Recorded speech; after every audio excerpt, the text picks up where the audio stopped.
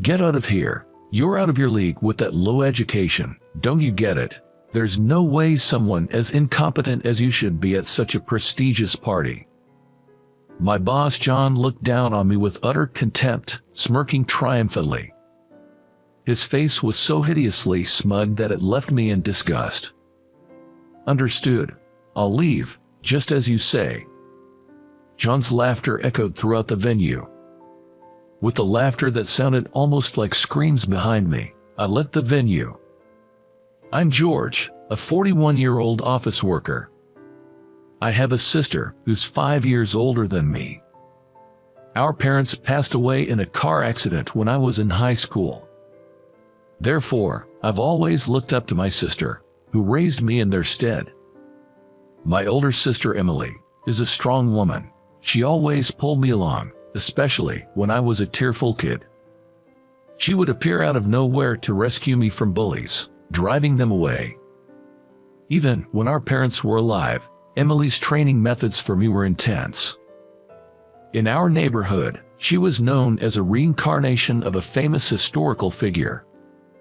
You appear quiet, so you need to be strong to not get pushed around, she would say. With that, she enrolled me in a wrestling club and trained me daily. I was rigorously trained by my sister, who was like a taskmaster, to the point of feeling nauseous. Because my sister was also in a sports club, she was like a demon when it came to coaching. Thanks to that physical training, I was no longer a target for bullies. This didn't change even after our parents died. Mom and Dad are gone, but we need to be strong. Now, intelligence is also important. Furthermore, my sister would daily insist on studying, and if I looked like I was about to fall asleep, she would nudge my head and scold me. Constantly under pressure, my grades, which were once failing, started improving. I believe it's thanks to my sister that I've been able to lead a stable life. Although I never quite managed to overcome my somewhat timid nature. Rough and rowdy as she might seem, Emily always put me first. She'd give me the best part of our treats, like the part of a snack with more filling, and would make me a late-night snack when I was up studying. It was a subtle kindness, but I greatly respected her for it. Because of her, I managed to get a job at my current company. Work was tough, but nothing compared to my sister's training. Working hard at the company, I achieved a respectable position. And it was my childhood friend Jessica, who always supported me. You really stick with me despite my timidity, I'd say. You're not timid, you're kind, George. Avoiding conflicts and seeking peaceful resolutions is hard. That's where I've always liked you. In that way, Jessica always supported me. She was always there, unable to leave me alone, and now she's my wife, by my side. When we decided to marry, Emily asked, "Are you sure about my scatterbrained brother?" But when alone with Jessica, she'd say with tears in her eyes, "A sister always worries about her brother. Please, take good care of George." When Jessica got pregnant, Emily sent us health products and quit smoking, a habit she loved, for the baby's sake. I still feel cherished by my sister. Now, she's a great aunt to my daughter. We named the baby Sarah, and she's growing up well. She's honest and loves to study. She took college entrance exams because she really wanted to pursue a specific field of study, but due to a high number of applicants, she didn't get into her desired college and is currently taking a gap year. When Sarah didn't pass the exam, she cried but quickly shifted her focus to reapplying. She said she'd work part-time to earn money for her gap year, but moved by her resilience, we decided to financially support her during this time. Thank you, Mom and Dad. Sarah said with tears, grateful as she dedicated herself to studying. We occasionally have her join in on family events at work, hoping it helps relieve her stress. Don't overdo it, you'll wear yourself out. I'll be fine, Dad. A few hours after such conversations, I smile with my wife, Jessica, as we cover a studying Sarah with a blanket. I've built such a happy family, and am satisfied with my life. The company I work for is a great place. George, thank you. Your clear instructions make our work easier, my colleagues say. It's nice to hear that. There's a friendly atmosphere in the office, with everyone helping and supporting each other. Whenever I had free time, I actively offered my help around. I found joy in helping my juniors grow. Hey, you incompetent, think you're in a position to talk like that? John's arrival instantly sours the previously comforting environment. John was headhunted from his previous company and became our boss. He's particularly fixated on academic credentials. Being about 10 years younger than me and already in a position of authority, his pride seems immense. Everyone listening to this lowly educated man will only make you dumber. You know, I graduated from an elite university. John seemed quite proud of his educational background, bringing it up at every opportunity. He would go on and on about how hard he worked for his exams and the wonderful lectures he attended in college, stories from over 10 years ago. He even asks each junior about their educational background. Hey, where did you go to college? He would interrogate the juniors about their educational background and alma maters, and if he found his to be superior, he would snicker condescendingly. If he considered theirs to be slightly prestigious, he would become irritated and even inquire about their high schools. What a waste, coming from such a good high school and ending up like this. Your parents must be so disappointed. He seems unable to rest without belittling something. I've always felt that actual work performance is more important than educational background. If he has time to brag about his education and mock others, he should focus on improving his work performance. After boasting, he'd just play on his phone, which was exasperating. However, since I'm his main target, I knew he wouldn't consider my opinions. Hey, which university did you attend? Tired of his pestering, I tried to evade the question, but he persisted. Harvard University, Yale University, no. Some other national or private university, no. Could it be, you're a vocational school graduate? His attitude was increasingly irksome. No. Can you please focus on work instead? Just as I was about to continue, John burst out laughing. So, you're a high school graduate. No wonder you can say it out loud. High school graduates aren't really decent people, are they? John burst into a fit of laughter, calling it a masterpiece. After labeling me a high school graduate, he ridiculed me fully. Even with his previously haughty attitude, he used to call me by my name. Hey, incompetent. After that conversation, he started referring to me as incompetent. Well, that was still bearable. Since the persistent annoyance towards the juniors was now focused on me, I thought it was better for me to take it quietly to protect them. But then it started affecting the work. Hey, incompetent. Take care of this task. Isn't this your assignment, John? And isn't the deadline tomorrow? An almost untouched project with a looming deadline was passed on to me. Despite always being on his computer, I wondered what he had actually been doing. You're incompetent, so having this much work should light a fire under you, right? Wait, this means overtime. Of course, it's overtime. Consider this a drill, a growth opportunity. Be grateful to a senior who's giving you a chance. With that, John left early for a night out, leaving the task to me. It was a crucial project from a client whose trust was vital. If not completed by the deadline, it would harm our company's reputation. But the workload was too much for one person. There's no need for such harsh words. Don't worry, George, we'll help you. Don't worry, I live alone. It's fine if I stay up all night. At that time, my juniors, having overheard the conversation, offered their help. I was truly grateful. I informed my wife, Jessica, that I'd be pulling an all-nighter, and somehow we managed to finish the project. I felt sorry for my juniors, all of them sporting dark circles under their eyes. That's when John showed up, not to appreciate our efforts, but to yell at us. "Hey, what are you doing with those foolish faces? You finished the work, right?" I was too tired to be angry, and all the credit for our hard work was taken by John. Naturally, the atmosphere in the department turned tense and uncomfortable. Feeling helpless, I let out a sigh. No matter how hard I worked, only John received praise from the clients. It seemed my exhaustion was also reaching my wife. "Are you okay? You've been looking pale lately." "Do I look that way?" "Yes, you didn't come home last night, and Sarah was feeling lonely." "I see. Something's bothering you. Would you like to talk about it?" Weary, I ended up venting to Jessica.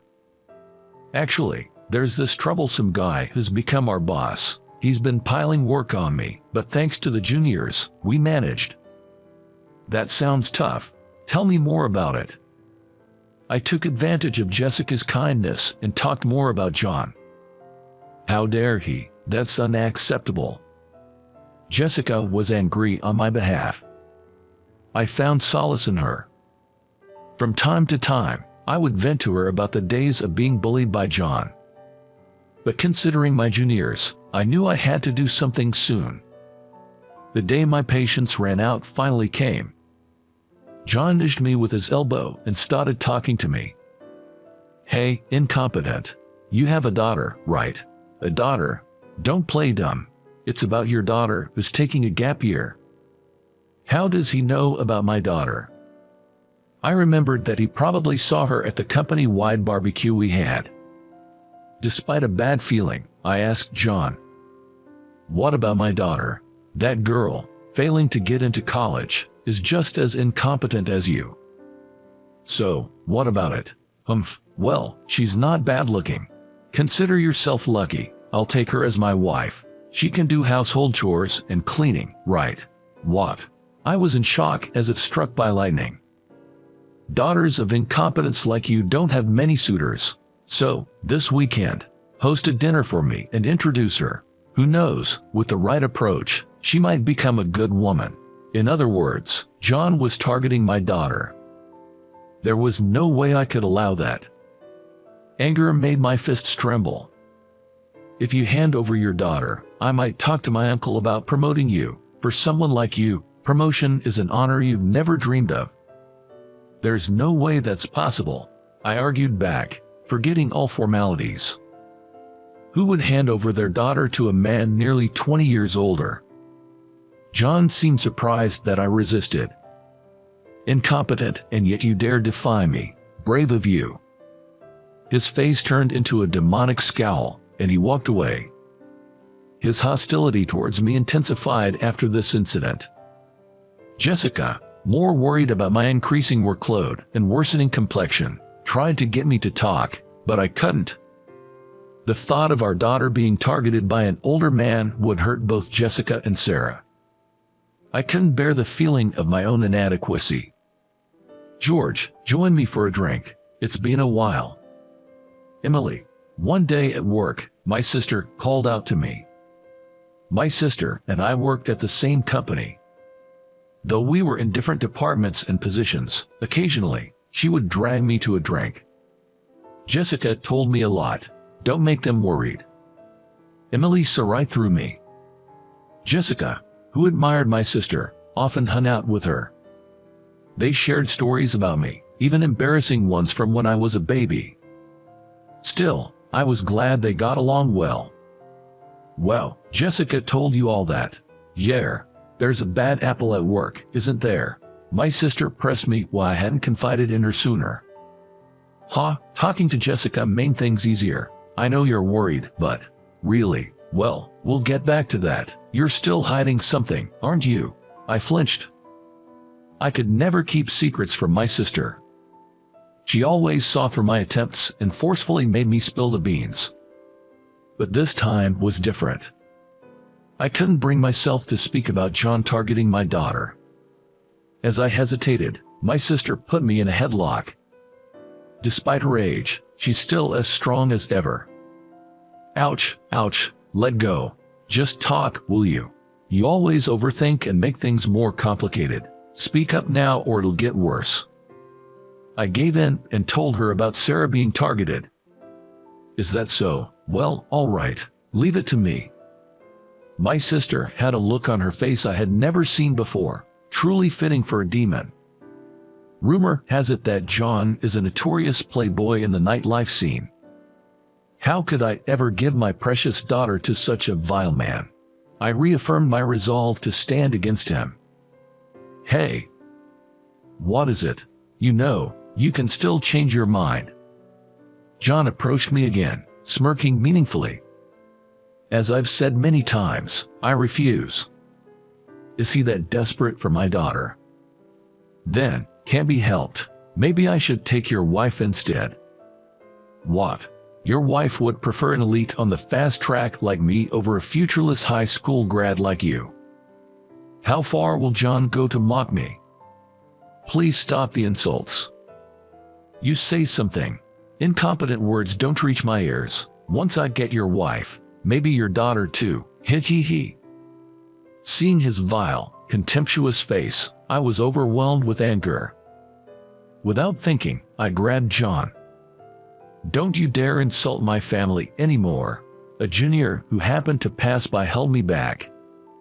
What, you low-educated incompetent, defying a high-educated superior. Remember this, you no longer have a place here. John left with those parting words.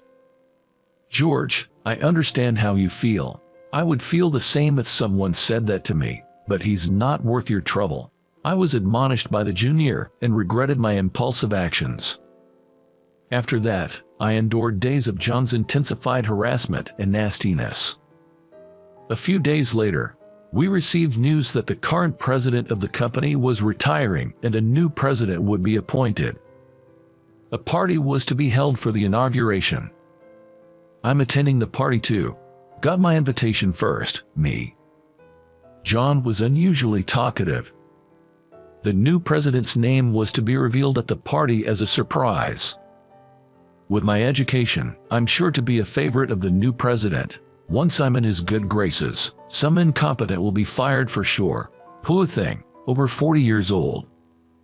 John sat back in his chair, pleased with himself. Technically, all employees were invited, but I kept quiet to avoid further comments. John spoke to me. Oh, right. You better come to the event. Yes, I understand.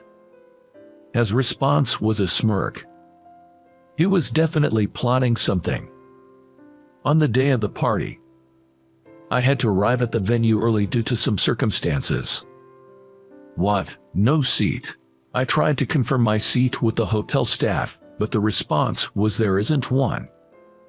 As I expressed my confusion aloud, I heard laughter from behind. It was John. What a stupid look. He pointed and laughed at me. You don't have a seat. Why not? I took care of your seat. It's inappropriate for a low-educated person to be here. It's only a matter of time before you lose your real seat in the company. Such childish behavior is unimaginable for an adult in a professional setting. Was he really this thoughtless? I was shaken by John's childishness. No, I've been invited too. That's what I'm saying. There's no seat for an incompetent. Don't dirty the celebration of the new president. I frowned at John's vulgar language even in such a formal setting. Unless you're finally willing to introduce your daughter to me, I might consider it. I thought, really, but after seeing the person behind John, I decided to comply with his words. I refuse about my daughter. I'll be leaving then. What? John looked surprised at my straightforward retreat. However, his expression quickly turned triumphant. Staying any longer wouldn't change John's mind. Tired of it all, I relaxed with a coffee in my room. But it was just a little longer to endure. Right, about now, clueless John will be getting his comeuppance. As I leisurely sipped my coffee, I received a call from John on my phone. I smiled and answered the call. John's panicked voice came through. "Hey, what's this about? Come back here. What are you doing?" His voice, filled with panic and the angry shouts leaking from the speaker, made me laugh. "You didn't expect me to be the new president announced today, did you?" Yes, the new president to be introduced at the party was me. The person who was watching me from behind John was my sister. John must not have noticed her at the time. Unfortunately for you, I am the new president who was to be announced at today's party. Actually, the company was founded jointly by my sister and her husband. My sister, having studied business management with a college friend who is now her husband, teamed up to start the business. The company grew rapidly under my assertive sister and my brother-in-law, who was a genius at administrative work. After the company was on track, my sister supported him from behind the scenes. He was always kind to me, and I aspired to be like him. My sister always laughs it off when talking to me, but I can tell by looking into her eyes. She is truly in love with her husband. Admiring my sibling couple, I wanted to help and join the company. No special treatment because we're family. My sister didn't favor me, so I had to join purely on my own merits. I didn't want to be promoted easily because I was family, so I asked not to be put in a position. That's why only a few trusted people in the company knew I was the president couple's brother. Then one day, my brother-in-law was diagnosed with a serious illness. His surgery was necessary, but unfortunately, his physical strength was waning in his 50s. Unable to fully function as president, he decided it was unfair to the employees to continue. So, he stepped back to become chairman, and a replacement was needed. I was the one chosen for the position of the new president. "You're taking over for my husband." I remember spitting out my drink when my sister suddenly told me this during a drinking session. "Wait, hold on, there must be someone more capable in the company. With my husband's condition and my upcoming business, I need someone I can trust to kick into gear." Though she put it roughly, I knew she recognized my abilities. I chuckled at her transparent attempt to hide her feelings and scratched my head. I'm no match for my sister, am I? With Sarah involved, I had to put in a nail before anything bad happened. That's why my appointment as the new president was decided. My brother-in-law felt the same as my sister, humbly suggesting that if they were to entrust the company they started together to someone, it had to be me. Ever since we first met, I felt you had a similar aura to me. You may hold a lower position, but you have real talent. Please, take this on. Unable to refuse under such circumstances, I resolved to become the new president. This was communicated only to the executives, and those who didn't know I was their brother were surprised. But, having been informed by my sister and brother-in-law, they accepted my new role as president. However, John had no way of knowing this. Even if I told him the truth, he would have dismissed it as a lie, so I didn't think it mattered much. This party was meant to officially announce me, a family member of the former president, as the new president, and to celebrate the full recovery of my brother-in-law. But since the new president was turned away, the plan was disrupted, and instead, it became a place to denounce John. Especially as my brother-in-law, who was just recovering from illness, was not fully aware of the situation and became even angrier. While on the phone with John, I opened my messaging app and saw a text from my sister, "Come back immediately." I got up and left the room. I had booked a hotel near the company, so I ordered room service coffee in my room. Therefore, I was able to return to the venue immediately. I had to go right away, or else not only John, but also I might be reprimanded. Sorry to keep you waiting. As I entered the venue, everyone's eyes were on me. It was my first time receiving so much attention. Somewhat nervously, I headed towards my sister. "Phew, you're here, so what about this fool?" There were my sister, smiling frighteningly, and my brother-in-law, with an angry expression. John was trembling like a frightened deer. "Wait, this is a joke, right?" Someone incompetent like George can't be the new president. What are you saying? He's our brother. But he is. How dare you refer to the new president like that? My brother-in-law's angry shouts echoed through the venue. Despite having been ill just a while ago, his anger was impressive. That's when John finally apologized to me. I'm sorry. His apology might have been due to his confusion, but it didn't seem sincere. Above all, his eyes remained glaring at me. No need for apologies. I have no intention of forgiving you. Without looking at John, who was offering an apology, I responded and then smiled at my sister and her husband. Sorry, guys. Don't worry about it. As the new president, you need to establish authority. So, President, what will you do with John? It seemed my sister and brother-in-law were giving me a chance to say something to John before they made their decision. I nodded with a smile and turned to John. John, I have a lot to say to you. Of course, I was angry about being called an incompetent with low education. I paused for a moment before continuing. But what angers me most is your attempt to involve my daughter. At this, the room buzzed, and everyone looked at John with disdain. Many attendees had daughters of their own age, so they likely understood my feelings. John's face turned pale as he looked around frantically. No, it's not like that. I mean, so, what do you mean? I heard you said you'd train her into a good woman. No, it's impossible for a man in his late 30s like you to get my lovely niece. John stammered as my sister confronted him. Oh, and George isn't a high school graduate. What? That's right. We should clear that up too. Yes, contrary to what John had been insulting me with, I'm not a high school graduate. I did go to high school here, but for college, I went abroad. Abroad? But you said you weren't a college graduate. That was just your misunderstanding. You were harping on about some universities, but I didn't think telling you the truth would make any difference. You could have easily found out about my brother's background with a little research. How careless. John's eyes widened at my words. My sisters thought it was important for me to study business abroad, so they sent me to an overseas university right after high school. Well, I don't boast about my education like someone I know.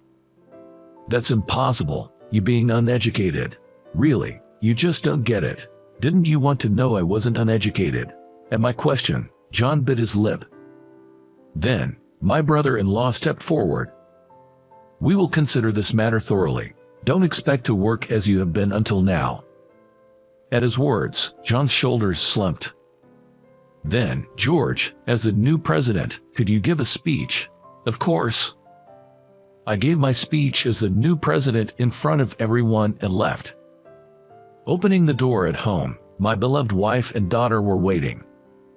Welcome back. Congratulations on becoming president. Dad, I'm glad you worked so hard. Thank you. I had a lot of delicious food at the party, but nothing beats my wife's home cooking and the beer poured by my daughter. Feeling happy, I remembered the past. I started having special feelings for Jessica during high school. I was struggling with the prospect of exams. I aspired to study economics and management, admiring my sister and brother-in-law. You should do what you love. My sister always told me, but I was determined in my decision. However, feeling burdened when my brother-in-law and sister offered to pay for my education abroad, I felt like I was relying too much on them. That's why I thought I should work and save money before going abroad, so I discussed it with Jessica. I'm always too dependent, aren't I? Not at all, you're amazing. But always relying on my sister and brother-in-law. Then Jessica took my hands and looked straight into my eyes. That's not true. Going abroad will give you the chance to acquire skills different from your sister and brother-in-law. Don't be modest. I wish I could protect my sister someday. Don't worry. First, let's meet the expectations of your sister and brother-in-law. Jessica was the one who comforted and supported me when I felt hesitant and unsure. She always gave me kind words, and gradually, she became a very special person to me. Encouraged by Jessica and my siblings, I decided to go to a university abroad. But going abroad meant making her wait. When I told her to find her own happiness, she slapped me. "Idiot. Do I look like that kind of woman to you? I'll wait for you until you come back, and don't you dare cheat." She stayed in touch, supporting me during I was in abroad. The university abroad was totally different from the universities here. I pulled many all-nighters and struggled to gain skills abroad before returning home.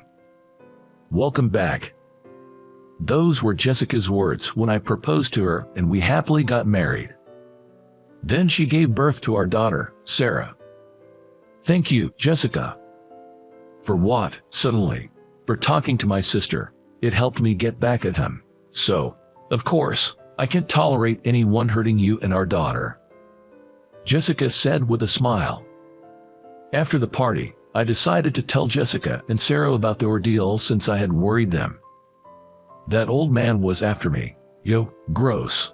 I can believe it. You got him good." They were both shaking with anger. "But Dad, you still protected me even though it put you in a bad spot, right? Thank you." Sarah thanked me. "I may be the new president, but my brother-in-law still has more authority due to handover work." When I went to the department where I had worked, John wasn't there. It seemed John really wasn't capable at his job. Looking at his computer, there were only signs of him surfing the internet. Above all, I was appalled to find that he had been reading pirated comics. I was shocked at his lack of morals. Ironically, this led to the implementation of stricter security software, which might be something to be thankful for. I decided to ask my brother-in-law about John's situation. John was originally in another company but got himself into trouble by pushing work onto subordinates, stealing credit, and causing problems with women. He had an affair with a co-worker, which was discovered by her husband, leading to a scandal and his inability to stay at his previous company.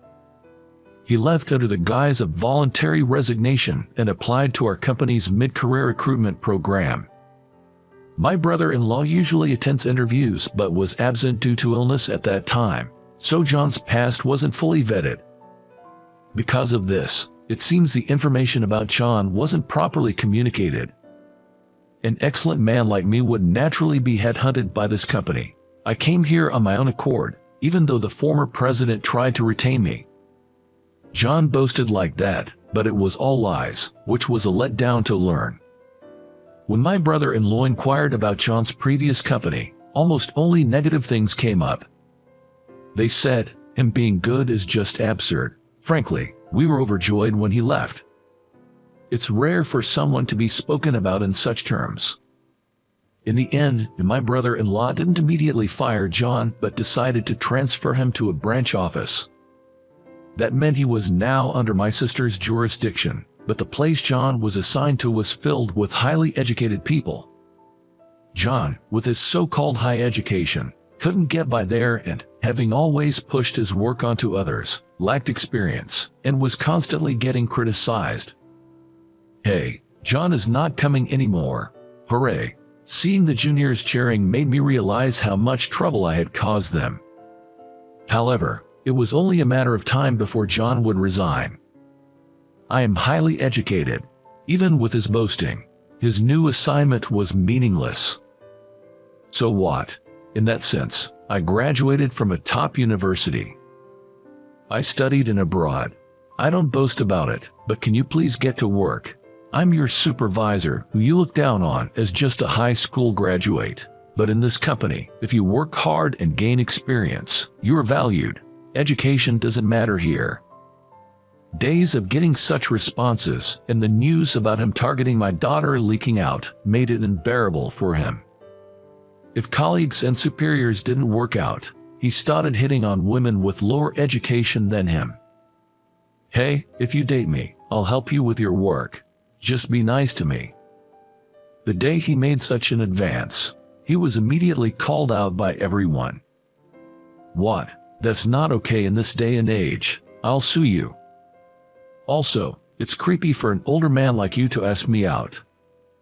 John faced angry reactions every time he tried to approach the female employees. Eventually cornered, John started missing work without notice, and finally, a resignation letter was mailed to the branch office. He couldn't endure it anymore. His previous ways didn't work, and being ignored and logically defeated was too much for him. Putting someone who only boasts about their education in a place full of highly educated people is the best. They self-destruct on their own. My sister's strategy was impressive. That's how John was successfully ousted from the company. A few months later, during a family dinner, we were walking home when I saw a man with greasy, unkempt hair and shabby clothes. His eyes were bloodshot, and I almost looked away, but then I noticed he was muttering something. "It's all your fault. Because of you all." Wondering what he meant, my sister suddenly exclaimed, "Ah, John." Yes, it was John. I didn't recognize him at first because his appearance had completely changed, but it was John. He must have had a tough time since leaving the job. He had aged so much that he looked more like an old man than me. Feeling an ominous premonition from his clearly unwell state, he suddenly shouted, "It's all because of you. You ruined my life." Then he lunged at my sister, who was leading the way. Instinctively, I stepped forward, grabbed John's arm, and threw him over my shoulder with a classic wrestling move. It was a moment where the skills my sister had drilled into me came in handy. As I looked down, John was writhing in pain and unconscious. I was glad to have protected my family, but using my skills on a civilian could hurt them a lot, so I was sweating internally. The police were called later, but my sister and witnesses explained the situation, and it was deemed self-defense against a grudge. "You did well. Thank you." I felt relieved and confident that I could protect my sister and her family. Jessica was worried about me, but Sarah was excited, cheering, "Good job, Dad." Upon checking with the police later, it turned out that John had caused other problems as well, leading to him receiving a prison sentence. To prevent anything like that from happening again, I moved to a more secure house. With hard work and sweat, Sarah got accepted into a university. Indeed, it was a tough path due to the university being at the forefront, but I'm truly glad that my daughter's efforts were rewarded. While embracing my weeping daughter, we all rejoiced. Then, Sarah was set to leave home for university. We will miss Sarah. Yes, but it's a joyous beginning for her. Let's wholeheartedly celebrate. That's true. Though it felt lonely to have one less light in the house, we sent off Sarah, who was waving from the train with a radiant smile. Now, I must firmly take on my role as the new president. I am grateful to my strict sister, my kind brother-in-law, Jessica, who supports me wholeheartedly, and my daughter Sarah, more precious than life itself. I am reminded to be thankful for all the people who have supported me and made me who I am today.